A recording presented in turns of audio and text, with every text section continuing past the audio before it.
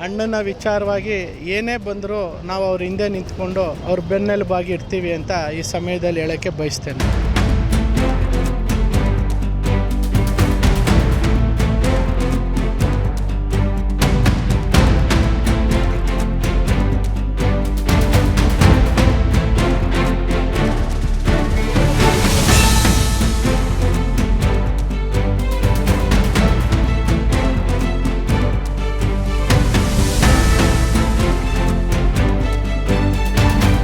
ಅವ್ರ ಸ್ವಂತ ದುಡಿಮೆಯಿಂದ ಇಡೀ ತಾಲೂಕನ್ನ ಜನರು ಸ್ಪಂದಿಸ್ತಾವ್ರೆ ಅಂತಂದರೆ ಹೆಮ್ಮೆ ಸರ್ ನಮಗೆಲ್ಲ.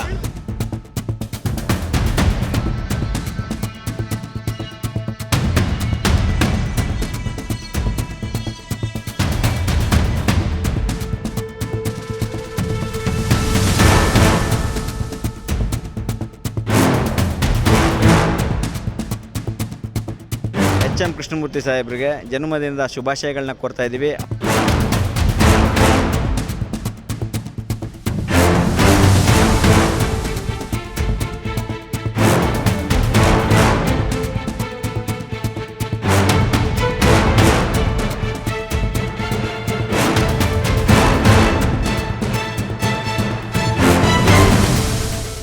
ನಮ್ಮನ್ನು ಆರೈಸಿ ಶುಭ ಕೋರುವರ ಜೊತೆಯಲ್ಲಿ ಮಾಡ್ಕೋತಾ ಇದ್ವಿ.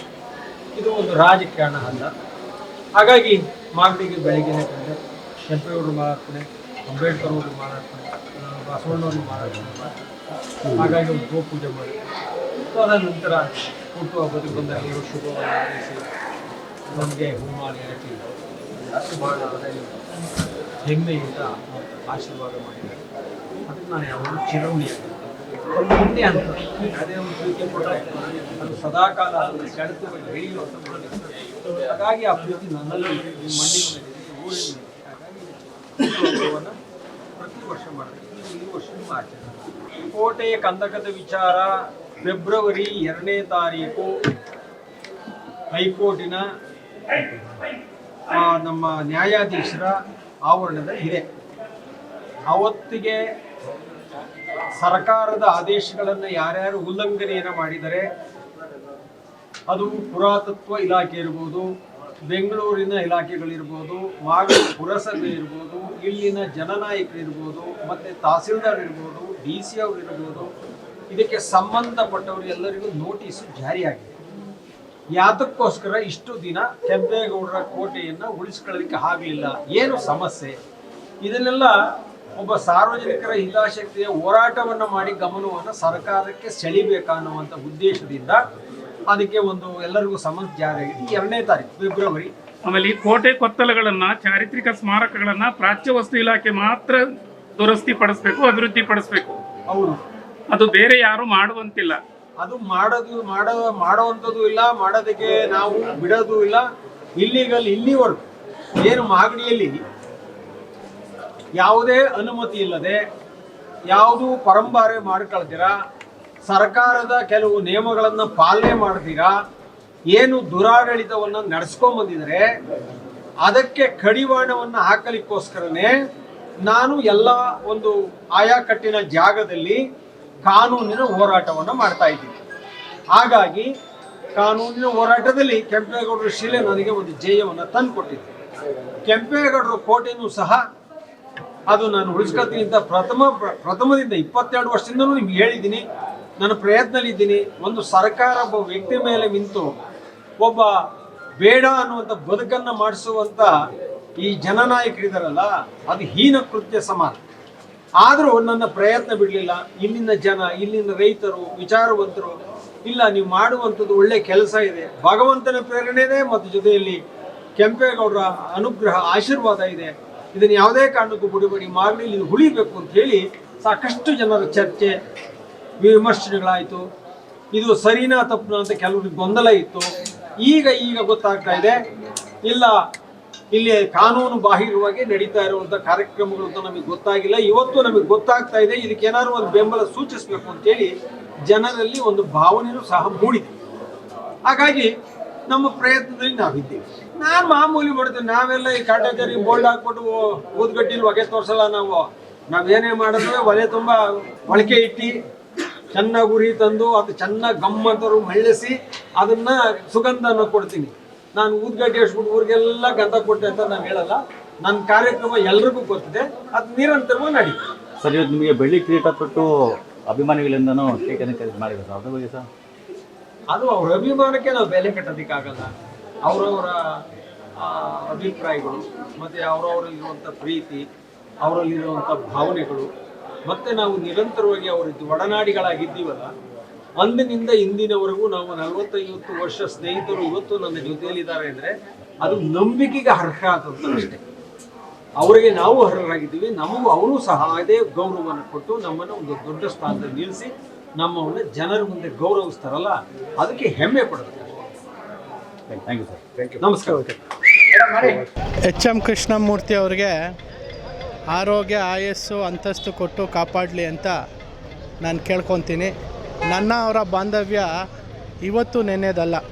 2004ರಿಂದ ಇವತ್ತವರೆಗೂ ನಂದು ಅವ್ರದ್ದು ಬಾಂಧವ್ಯ. ನಾವು ಒಂದೇ ಮನೇಲಿ ಅಣ್ಣ ತಮ್ಮಂದ್ರ ಥರನೇ ಇದ್ದೀವಿ. ಆದ್ದರಿಂದ ಅಣ್ಣನ ವಿಚಾರವಾಗಿ ಏನೇ ಬಂದರೂ ನಾವು ಅವ್ರ ಹಿಂದೆ ನಿಂತ್ಕೊಂಡು ಅವ್ರ ಬೆನ್ನೆಲುಬಾಗಿ ಇರ್ತೀವಿ ಅಂತ ಈ ಸಮಯದಲ್ಲಿ ಹೇಳೋಕ್ಕೆ ಬಯಸ್ತೇನೆ. ಇವತ್ತು ಬೆಳ್ಳಿ ಕಿರೀಟವನ್ನು ಹಾಕಿ ಸನ್ಮಾನಿಸಿದ್ದಾರೆ ಸರ್, ಅದ್ರ ಬಗ್ಗೆ ಹೇಳಿ ಸರ್.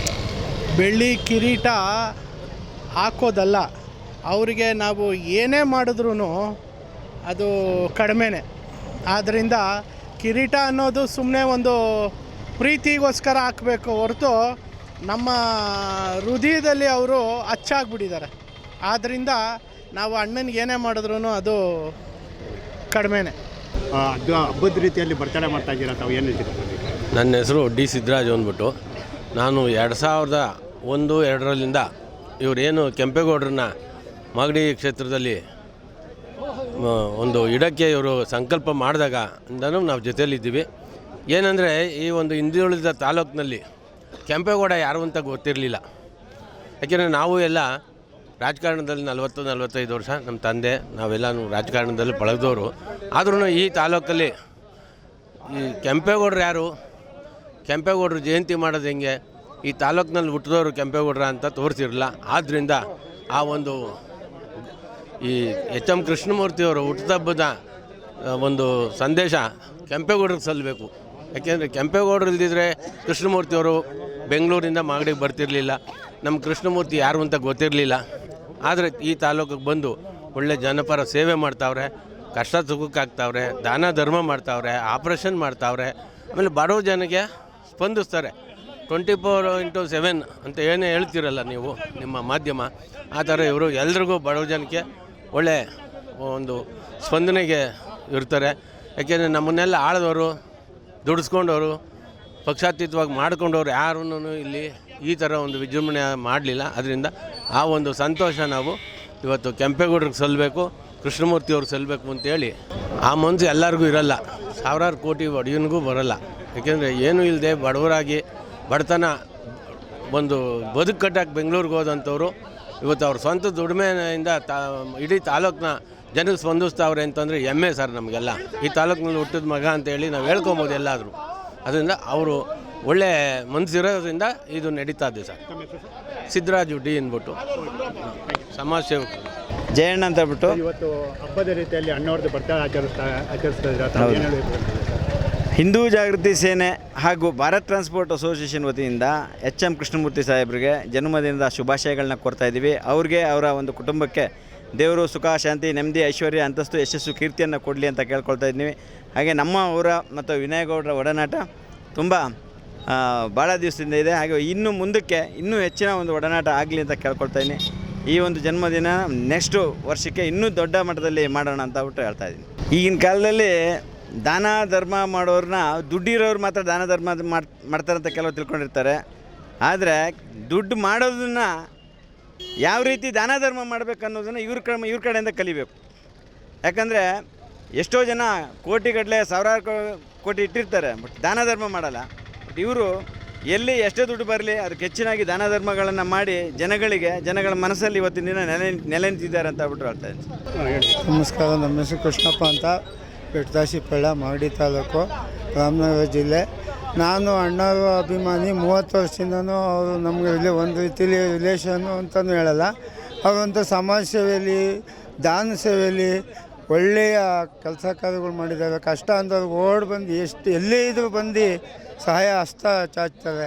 ಮತ್ತು ಅವ್ರದ್ದು ಇವತ್ತು ಅದ್ದೂರಿ ಹಬ್ಬ, ಹುಟ್ಟಿದ ಹಬ್ಬ ಆಚರಿಸ್ಕೊತಾವ್ರೆ. ಅವರು ಅದೆಲ್ಲ ಇಷ್ಟಪಡೋದು. ಆದರೂ ಅಭಿಮಾನಿಗಳು ಆಚರಣೆ ಅದ್ದೂರಿಯಾಗಿ ಮಾಡಲಿ. ನಮ್ಮ ಕೆಂಪೇಗೌಡರು ಸ್ಟ್ಯಾಚ್ಯೂ ಮುಂದುಗಡೆ ಅದ್ದೂರಿಯಾಗಿ ಆಚರಣೆ ಮಾಡ್ಕೊತಾವ್ರೆ.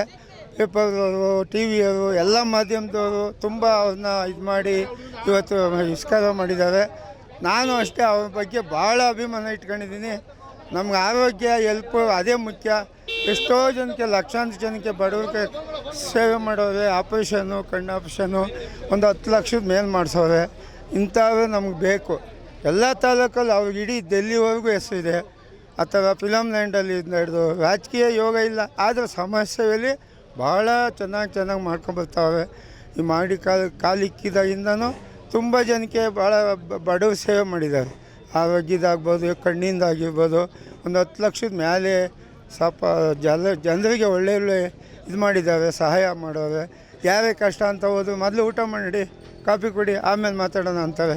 ಇಂಥ ಅಭಿಮಾನ ಯಾರಿಗೂ ಇರೋದಿಲ್ಲ, MLAಗೂ ಇರೋಲ್ಲ. ಇವತ್ತು MP ಗಳು ಎಲ್ಲರೂ ಅವ್ರನ್ನ ಪ್ರೀತಿಸ್ತಾರೆ. ರಾಜಕೀಯ ಅಂತ ಭೇದ ಪಡೋಲ್ಲ. ಅವ್ರು ಹುಟ್ಟುಹಬ್ಬ ಮಾಡ್ಕೊಳ್ಳೋಕೆ ಆಸೆನೇ ಇಲ್ಲ. ಆದರೂ ಅಭಿಮಾನಿಗಳು ಒತ್ತಡದಿಂದ ಮಾಡ್ಕೊತಾರೆ. ಇವತ್ತು ಡೇವಿಲ್ ಫಿಲಮ್ ರಿಲೀಸು, ನಾನು ಆಗಲೇ ಮಾತಾಡಿ ಬಂದೆ ಅಲ್ಲಿ. ಸರಿ, ಅದೇ ರೀತಿ ಇವರು ಹೋಗಬೇಕು. ತುಂಬ ಒತ್ತಡ ಇದ್ರೂ ಅಭಿಮಾನಿಗಳು ಬಿಡ್ತಾಯಿಲ್ಲ. ಅಷ್ಟು ನಮ್ಮ ಮಾಗಡಿ ತಾಲೂಕಲ್ಲಿ ಕುಣಿಗಲ್ ಆಗ್ಬೋದು, ಎಲ್ಲ ಕಡೆನೂ ಅವ್ರದ್ದು ಭಾಳ ಇದಿದೆ. ಇಂಥವ್ರು ಬೇಕು ನಮಗೆ. ಕೃಷ್ಣಪ್ಪ. ನಮ್ಮ ಹೆಸರು ಬೆಟ್ಟಾಸಿಪಳ್ಳ ಗಂಗಮ್ಮರು. ಆದರೆ ನಾನು ಬಡವೆ. ಆದ್ರೂ ಅಕ್ಕಿ ಕೊಟ್ಟರು, ಸಾವಿರಾರು ಜನ ಊಟ ಮಾಡಿದ್ರು. ಕೊಡಕ್ಕೆ ಬಂದವ್ರು ಅಲ್ಲೂ ಇಲ್ಲಿ ಔಸ್ಕೊಂಡು ಒಂದು ಅಷ್ಟು ಹೊತ್ಕೊಂಡೋದ್ರು. ಅಣ್ಣನ ಅಂತ ನೆನೆಸ್ಕೋತಿಲ್ಲ. ನಾವು ಯಾರು ಇಷ್ಟು ಮಾಡಿದ್ರೂ ನಾನು ನೆನ್ಕೋತೀನಿ, ಅವ್ರಿಗೆ ಆಶೀರ್ವಾದ ಮಾಡ್ತೀನಿ. ಇವತ್ತು ಬರ್ತಡೇ ಅಣ್ಣಾರ್ದು. ನಾನು ಗೊತ್ತಿರಲಿಲ್ಲ, ಮುಂದಾಗಿ ಬರಲಿಲ್ಲ, ಈಗೀಗ ಬಂದೆ. ಅಣ್ಣಾರು ಬಂದು ತಿನ್ಸೋದು, ಸ್ವೀಟ್ ತಿನ್ಸೋದು ಎಲ್ಲ ಮಾಡಿದ್ರು. ನಂಗೆ ಶುಗರ್ ಐತೆ, ಸಾಕು ಅಣ್ಣ ಅಂದೆ. ಎಲ್ಲರೂ ಒಂದು ಕೋಟಿ ಜನ ಬಂದಿದ್ದಾರೆ. ಎಲ್ಲ ತುಂಬ ನಮ್ಮ ಮಾಗಡಿ ಕೆಂಪೇಗೌಡರು ಸ್ವಾಮಿನ ಪೂಜೆ ಮಾಡಿ, ಹಾಸ್ಪಿಟ್ಲಲ್ಲಿ ಅನಾಥರುಗಳಿಗೆಲ್ಲ ಕಷ್ಟ ಸುಖನೆಲ್ಲ ನೋಡಿ, ನಿಮ್ಮ ಕಷ್ಟ ಏನದೆ ಅಂತ ಕೇಳಿಕೊಂಡು ಅವರಂಥವ್ರು ಇಲ್ಲ. ಅವರು ಅಷ್ಟೇ. ಇನ್ನು ಯಾರಾದ್ರೂ ನನಗೆ ಮಾಡಿರೋರನ್ನ ನಾನು ಕೊಂಡಾಡ್ತೀನಿ. ಅವ್ರಿಗೆ ಭಗವಂತ ಒಳ್ಳೇದು ಮಾಡಲಿ, ನಮ್ಮಂಥವ್ರಿಗೆಲ್ಲ ಕಾಪಾಡಲಿ, ಹೆಚ್ಚಕ್ಲಾಗಿ ಬದುಕಲಿ ಅವ್ರು ಸಾಹೇಬ್ರು. ಅನೇಕ ಸಮಾಜ ಸೇವೆಗಳು ಮಾಡ್ಕೊಂಡು ಅನೇಕ ಕಾರ್ಯಗಳೆಲ್ಲ ಅವಾಗವಾಗ ಬಂದು ವಿಚಾರಿಸ್ಕೊಂಡು ಬಡವ್ರಿಗೆಲ್ಲ ಒಳ್ಳೇದು ಮಾಡ್ತೀನಿ ಕಣವ ಅಂತಾರೆ. ಹಂಗೆ ಮಾಡ್ತಾರೆ. ಮಾತಾಡ್ಬಿಟ್ಟು ಇಲ್ಲೇ ಒಂದು ಮಾತಾಡಿ ಎಲ್ಲ ಒಂದು ಮಾತಾಡಲ್ಲ. ಮಾಡಬೇಕು ಅಂದಿದ್ದು ಮಾಡ್ತಾರೆ. ನಮ್ಮ ಮಾಗಡಿ ತಾಲೂಕು ಚೆನ್ನಾಗಿರಲಿ, ಅವ್ರನ್ನ ಆಶೀರ್ವಾದ ದೇವ್ರು ಮಾಡಲಿ.